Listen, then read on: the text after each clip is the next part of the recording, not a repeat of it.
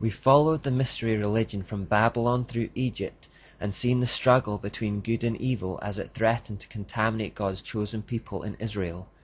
We've seen how God kept showing the Israelites that he was their God and to stay with him, and how he even went as far as to defeat Baal in a direct confrontation to prove his point in front of the whole nation. The Jews, however, just couldn't seem to stay on course for very long, and they kept sliding away into paganism. Satan had had enough of Plan A tactics by this point, and he instead switched to Plan B. Babylon invaded the nation of Israel, laid siege to Jerusalem, sacked the city, and destroyed the temple. God let this happen as a means of disciplining his people, and had even forewarned the Jews that it would happen through the prophet Jeremiah. Even when Satan appears to be winning, God is always in control. This period of Babylonian history is known as the Neo-Babylonian period, and it was the one that largely belonged to King Nebuchadnezzar II. Around 610 BC, Nebuchadnezzar was a ranking staff officer within the Babylonian army who oversaw the restoration of the Temple of Marduk, king of gods, in the Babylonian pantheon. He then rose to power around 604 BC and set about expanding the empire by conquest. He embarked on a number of campaigns to subdue and conquer surrounding nations, and it was in 590 BC that he attacked Jerusalem. From this victory, he took around 10,000 captives back with him to Babylon, but these were only those that were considered useful. He took the young men, the princes, the best soldiers, the craftsmen, and the smiths. The rest were left behind. Perhaps the most famous of these young men taken to Babylon were Daniel, Hananiah, Mishael, and Azariah. They were to go through 3 years of training in an education program that would indoctrinate them with Babylonian ideas to make them useful to the empire. To help assimilate them into their new culture and to help swerve their allegiance away from God to the Babylonian gods, they were all given new names.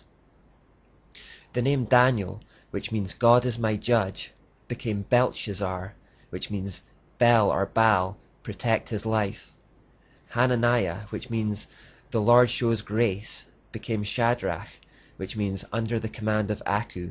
Mishael, which means who is like God, became Meshach, which means who is like Aku. And Azariah, which means the Lord helps, became Abednego, which means servant of Nego, who is God of learning. It was also upon Nebuchadnezzar's return to Babylon at the end of these campaigns that he built this monument, called the Ishtar Gate. It was at the entrance to his great city, and is the name by which Astarte or Asherah had come to be known in Babylon at the time. On it were 337 images of dragons. 337 in pagan numerology represents hell, so this gate to Babylon is literally meant to be, in a sense, the gate to hell. Remember this monument because it still exists in a museum in Berlin, Germany, and we'll be discussing it when we get around to the 20th century. Now, as Daniel records in his book of the Bible, Nebuchadnezzar attempted to force Shadrach, Meshach, and Abednego to worship his Babylonian gods. The 3 young men at this point give one of the most stirring speeches in the Bible, and one which conveys the exact same attitude of defiance that we need to foster today. Nebuchadnezzar said to them, "Is it true, Shadrach, Meshach, and Abednego, that you do not serve my gods or worship the image of gold I have set up? Now when you hear the sound of the horn, flute, zither, lyre, harp, pipe, and all kinds of music, if you are ready to fall down and worship the image I made, very good. But if you do not worship it, you will be thrown immediately into a blazing furnace. Then what God will be able to rescue you from my hand?" Shadrach, Meshach, and Abednego replied to him, "King Nebuchadnezzar, we do not need to defend ourselves before you in this matter. If we are thrown into the blazing furnace, the God we serve is able to deliver us from it, and he will deliver us from your majesty's hand. But even if he does not, we want you to know, your majesty, that we will not serve your gods or worship the image of gold you have set up." When they refused, they were thrown into the fiery furnace. Again we see the recurring theme of fire as the preferred form of sacrifice to Baal, because he was the sun god.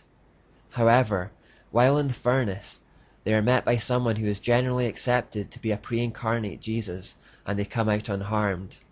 Therefore, once again, God shows his power over satanic idols, and this had the ironic effect of making a believer out of Nebuchadnezzar. Whoever would have thought that there would be a day when a Babylonian king would worship God?